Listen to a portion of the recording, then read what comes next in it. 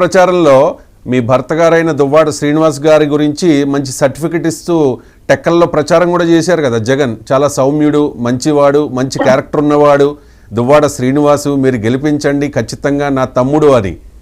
మీరు వినే ఉంటారు అది. అవును. మరి ఆ సర్టిఫికెట్ కి భిన్నంగా ఉంది ఇప్పుడు మీరు చెప్పే పాయింట్స్ అన్ని కూడా. సార్ పార్టీ దగ్గర ఆయన మేనేజ్ చేశారు సార్.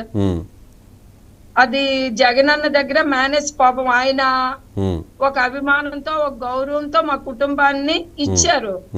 దాన్ని ఆయన మిస్యూజ్ చేశారు.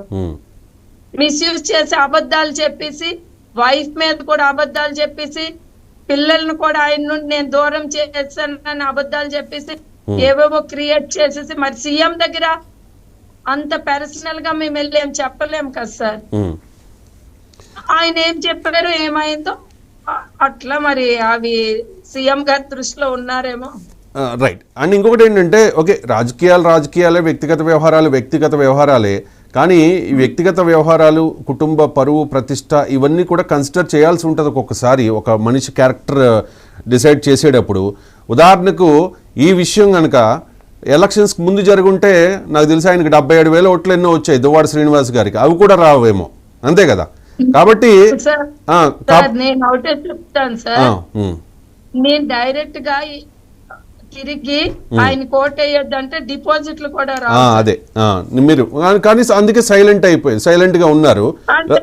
నేనేమనుకున్నానంటే సార్ ఈయన బిహేవియర్ తో ఈయన ఓడిపోతారనేది నాకు తెలుసు, కానీ జగనన్న గెలుస్తారనేది నా ఒపీనియన్ ఉండేది. ఓకే.